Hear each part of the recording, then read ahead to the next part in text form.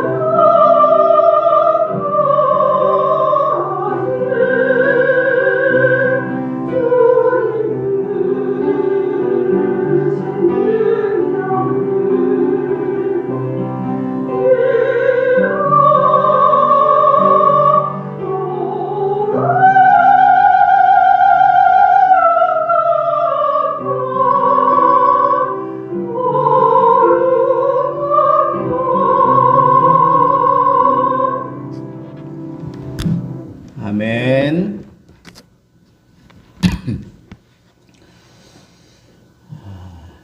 한번 따라해 봅시다. 성탄은 소동입니다. 예수 그리스도께서 이 땅에 태어날 때 대대적인 소동이 벌어졌습니다. 동방의 박사들이 유대 왕 헤롯에게 찾아와서 유대인의 왕으로 나신 이가 어디 있습니까? 라고 그렇게 물어봤어요. 그때 성경에 이렇게 되어 있어요. 헤롯도 굉장히 당황을 했고, 그리고 온 이스라엘이 소동한지라, 온 이스라엘이 소동한지라. 이게 예수님의 탄생이에요. 탄생의 모습이 소동을 일으키러 오신 거예요. 예수님은 소동을 일으키러. 그럼 먼저 이 헤롯이 이 소동했다 하는 이 표현은 헬라 그 원어의 의미를 보면 뒤집어졌다. 완전히 속이 완전히 다 뒤집어졌다. 막 흔들렸다. 막 이런 의미예요. 헤롯이 소동할 필요가 뭐가 있어요? 그 나라 그 당시 왕인데, 근데 이 마음에 이 뒤집어짐이 나타난 거예요. 왜 그랬을까요? 나 말고 다른 왕이 나타났다고 뭐 이제 이런 식으로 생각할 수 있다는 거예요. 근데 내가 만약에 헤롯이었으면 안 그랬을 것 같아. 인제 태어난 녀석. 그 당시 그 헤롯 대왕의 나이가 몇 살쯤 됐느냐 하면 70세예요. 70세. 그리고 그때 죽어요. 얼마 지나지 않고 죽어요. 근데도 뭘 그렇게 자리에 연연해요. 근데 이 헤롯에 대해서 우리가 역사적으로 이 헤롯이 어떤 사람인가라고 하는 것을 알면 그럴 수밖에 없겠다 하는 생각이 드는 게, 이 헤롯은 정통한 유대인의 핏줄을 가진 사람이 아니에요. 이두메 왕인데, 이두메는 그 에서의 후손, 에돔 족속이에요. 에돔 족속으로서 어떻게 헤롯이 된 거예요. 헤롯은 왕이라는 뜻이에요. 그러니까 유대인의 왕이 됐는데 유대인의 핏줄을 따라 왕이 된 게 아니고 에돔 족속이 이 왕권을 차지한 거예요. 근데 그럴 수 있었던 이유가 뭐냐 하면, 로마가 지금 지배하고 있는 때잖아요. 그러니까 로마가 의도적으로 그렇게 성분이 다른 사람을 왕으로 세워줄 가능성이 충분하다는 거예요. 그런데 이 헤롯이 상당히 큰 그런 공을 세운 게 뭐냐 하면, 예루살렘 성전을 다시 건축한 거예요. 이 예루살렘 성전을 건축한 거예요. 그리고 정작 자기는 이 성전이 완공되기 1년 전에 죽어요. 그런데 대대적으로 이 성전을 건축해서 이스라엘 백성들의 마음을 이제 산 거죠. 이스라엘 백성들의 마음을 산 거죠.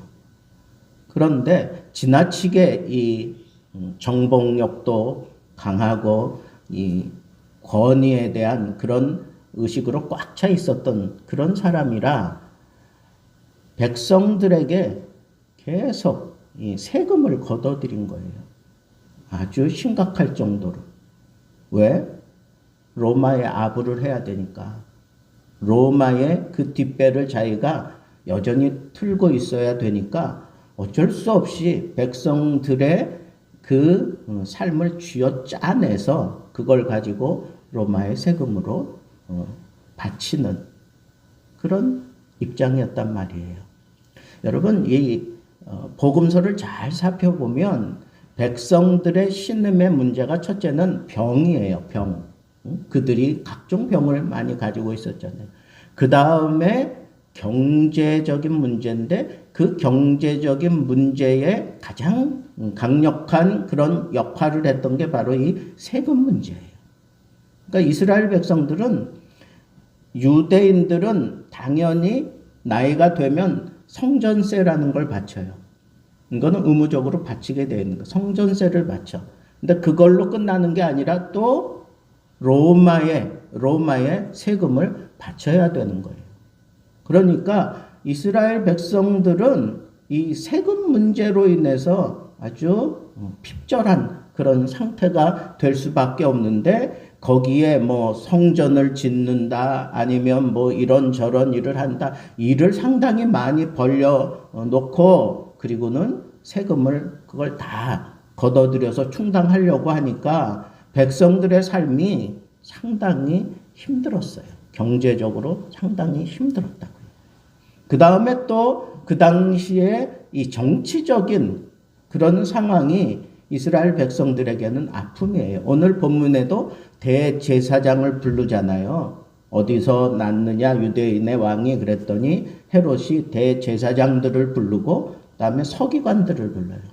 이 대제사장들은 주로 사두개파, 이 정치적인 집단이라고 보시면 돼요. 그 다음에 이 서기관들은 바리새인들을 중심으로 해서 백성들에게 이 말씀을 가지고 무언가 전하려고 하는 어떤 보수파라고 보면 이 대제사장은 혁신파예요. 그러니까 이 갈등이 아주 심각해요. 파가 있어. 우리나라에 여당이 있고 야당이 있는 것처럼 그게 파가 이렇게 나눠져 가지고 뭐 보수다 진보다 뭐 그다음에는 뭐 지방색이 또 분명하게 나눠졌고 이런 것들로 인해서 아주 골머리에 앓고 있잖아요. 근데 이스라엘 백성들도 어쩌면 우리나라하고 이렇게 흡사한지 똑같아요. 그런 문제를 아주 표면적으로 가지고 있는 나라입니다. 그런데 이 헤롯은 굉장히 업적도 많이 했지만 나이 들어가면서 이 자리에 대한 욕심이 이게 아주 병적이었어요. 그래서 자기가 사는 동안에 자기 처첩을 10명을 이제 취하게 돼요. 10명을 취하는데 이 사람은 상당히 이 콜렉터인가 봐. 처음에는 자기와 같은 그런 에돔 족속의 여인을 아내로 맞이해요. 그래가지고 아들을 낳았어요.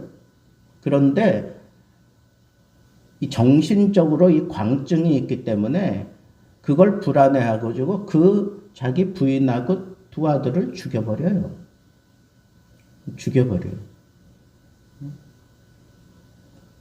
또 그것뿐이 아닙니다. 그 다음에는 이 마카비가, 그러니까 유대의 마카비 그 왕조가 있고 마카비 가문이 있는데 거기에서 둘째 아내를 맞이해요. 미리암네라고 하는 아내를 맞이해가지고 두 아들을 얻었는데 마찬가지로 이 두 아들을 또 죽여요. 자기 왕권을 뺏기지 않으려고 단순하게. 그 다음에는 대제사장 시므온의 딸이었던 미리암네 2세를 세 번째 아내로 맞이해가지고 난 아들이 누구냐 하면 우리 복음서에 나타나는 빌립이라고 하는 아들을 얻어요. 분봉왕이 됐잖아요. 그죠?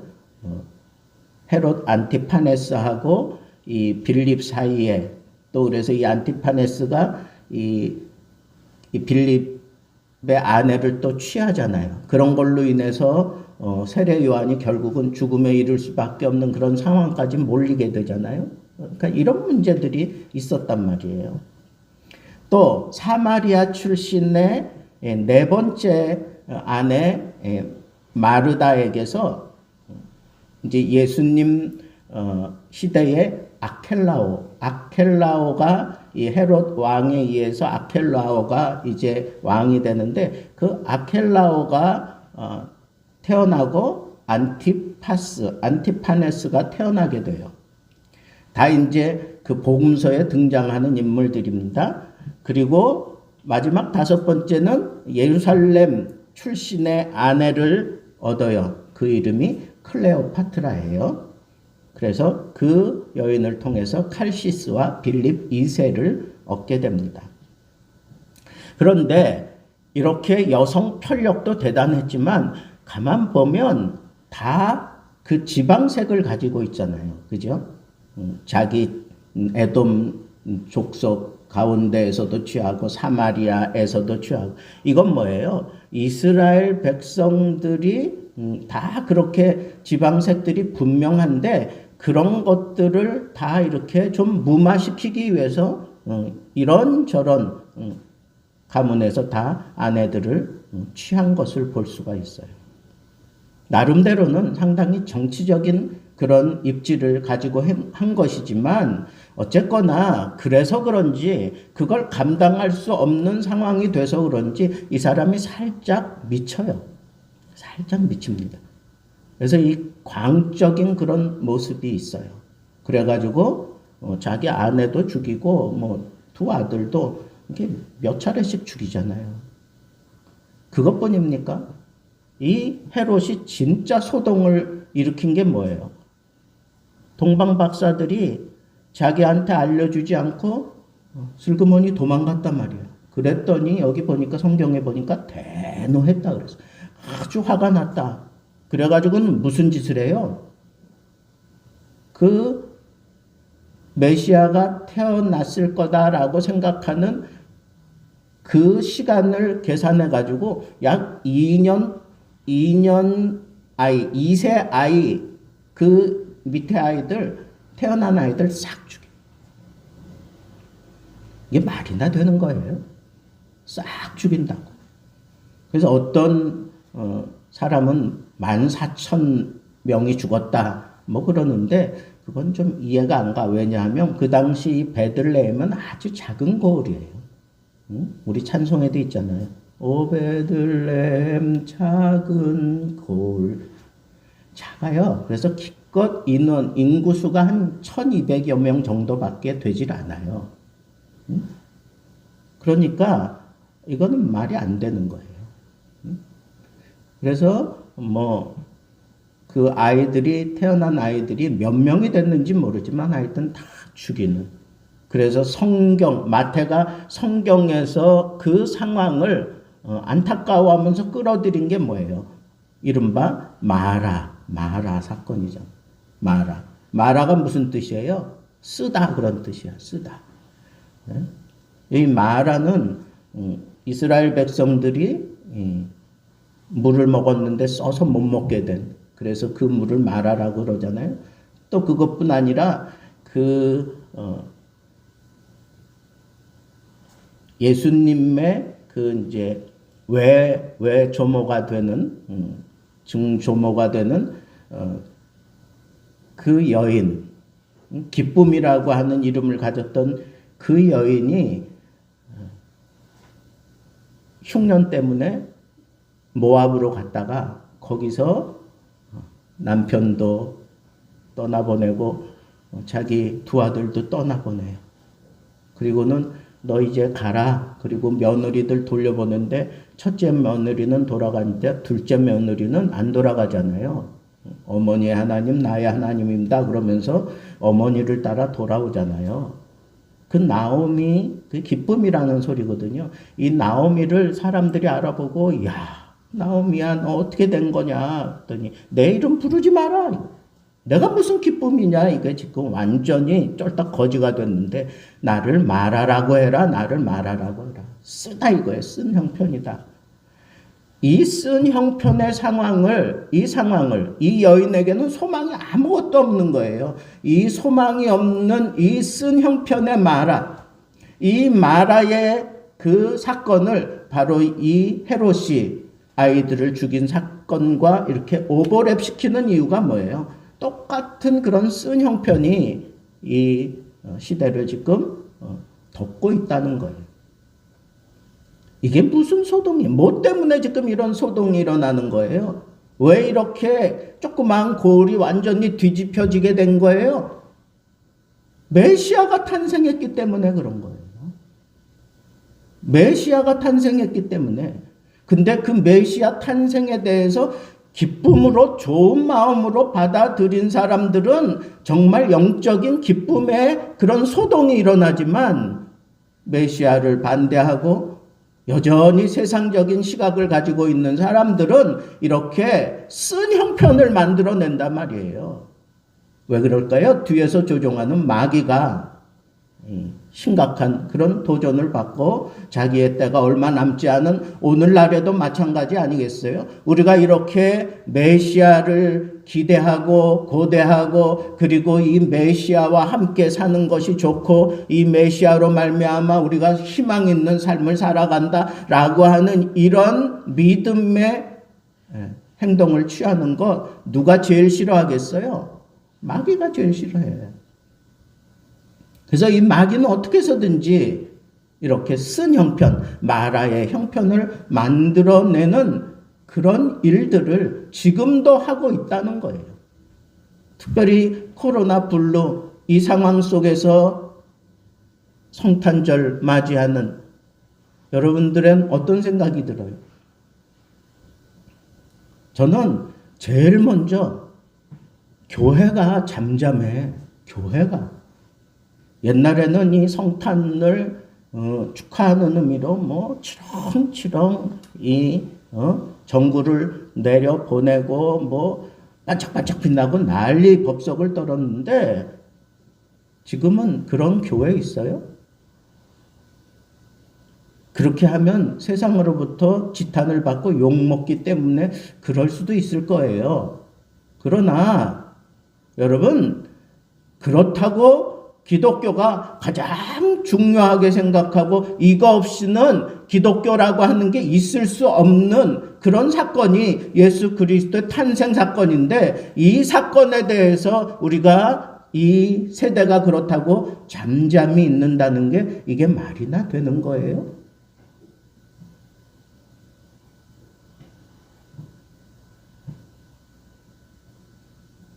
이게 없다면, 그리스도의 탄생이 없다면 우리는 여전히 죽은 거예요. 죽은 상태예요. 죄와 허물로 죽은 상태예요. 구원에 대한 기쁨도 감격도 소망도 없는 거예요. 우리는 그리스도를 만나고 예수 그리스도의 이 탄생으로 말미암아 하늘로부터 우리에게 주어진 이 생명을 얻은 사람들인데, 예수 탄생의 이 기쁨을 왜 입 다물고 있느냐고요.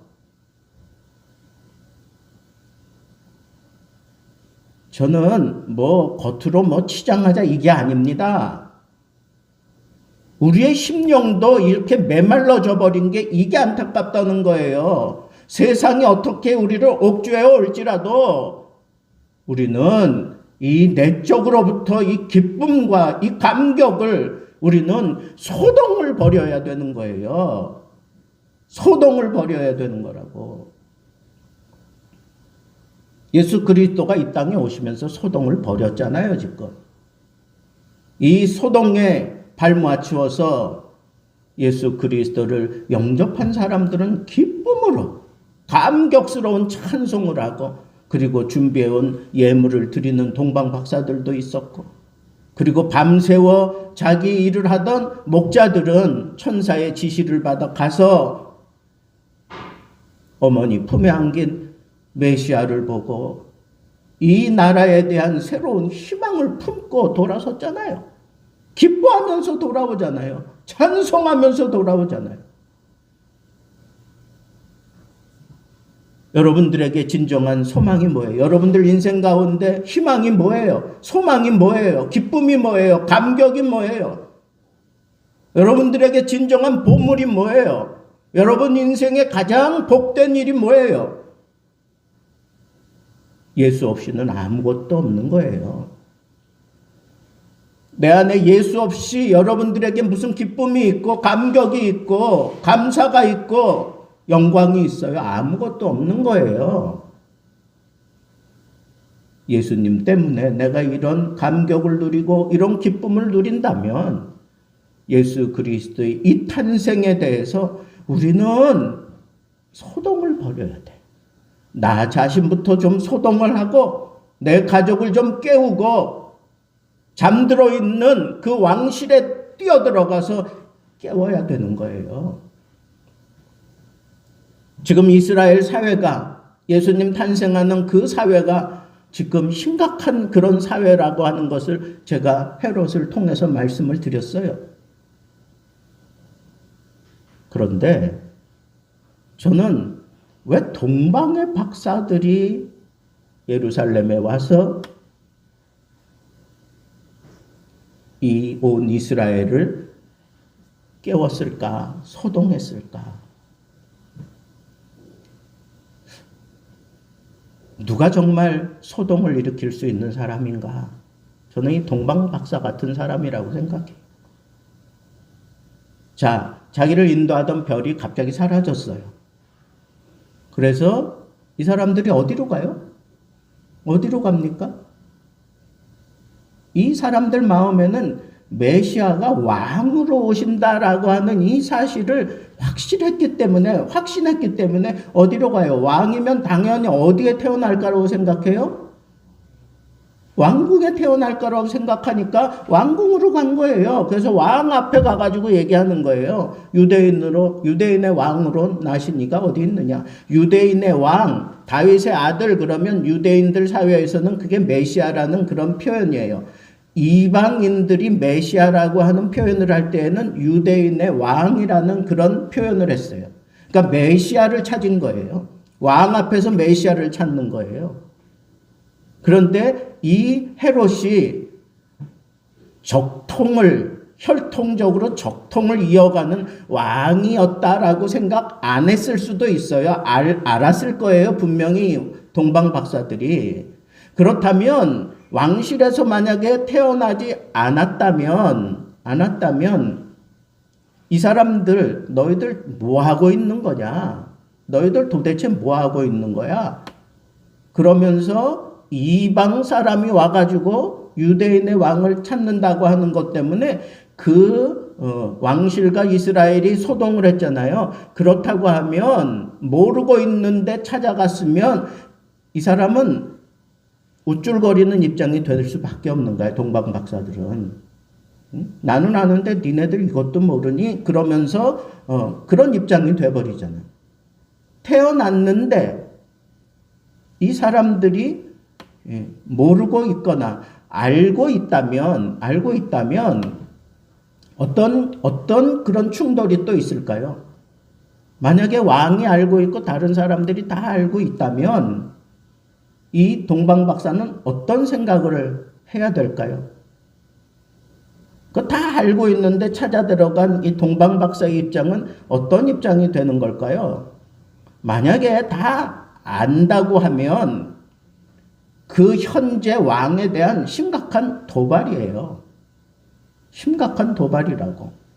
역사적으로 이미 자기 아들들을 다 죽였잖아요.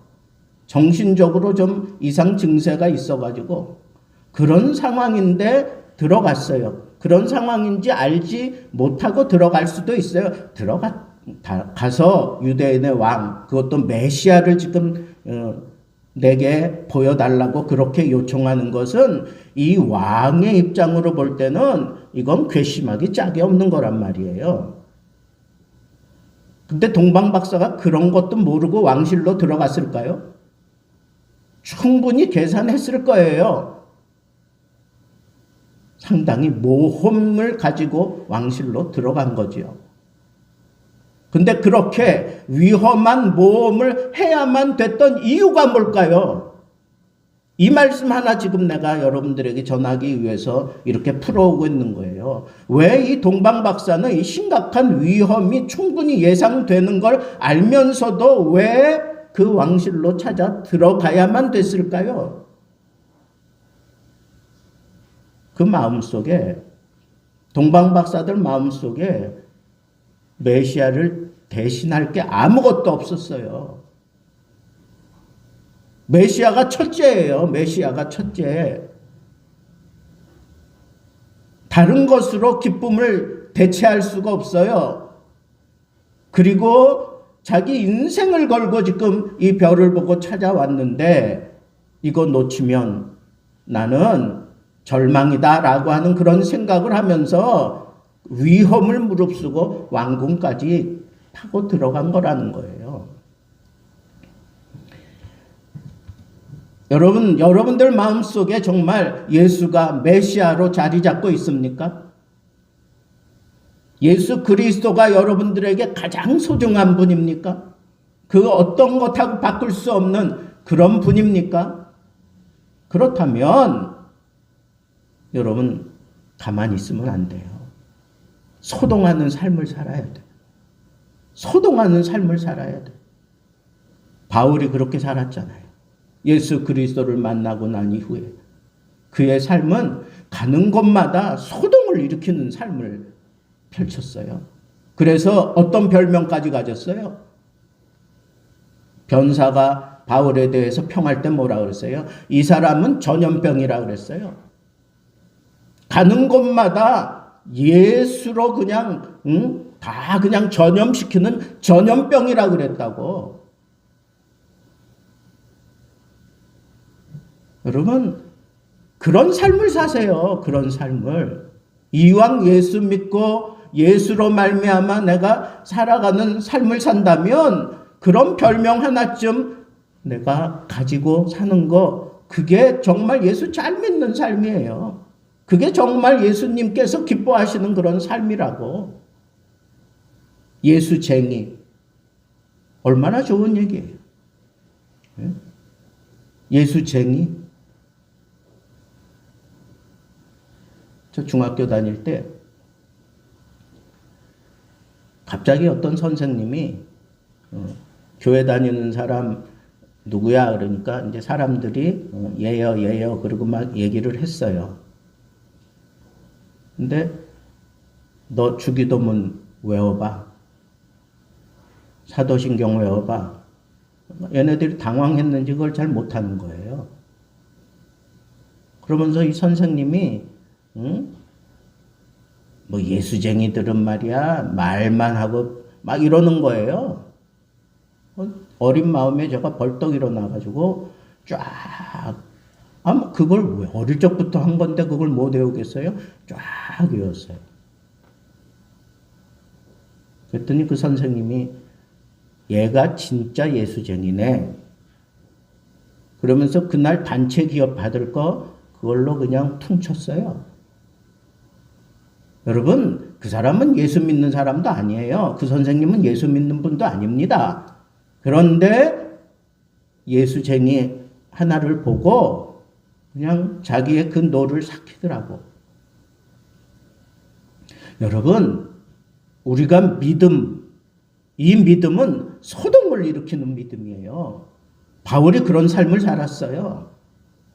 그래 놓고는 자기는 나의 달려갈 길을 다 달렸다고 얘기해요. 여러분들은 지금 어떤 소동을 일으키고 살아가고 있습니까? 정말 여러분들 마음속에 예수가 메시아라면 예수 없는 내 인생을 생각해 볼 수도 없는 그런 입장이라면 여러분들은 지금 소동을 일으키고 있어야 되는 거예요. 예수 소동을 일으키는 거예요.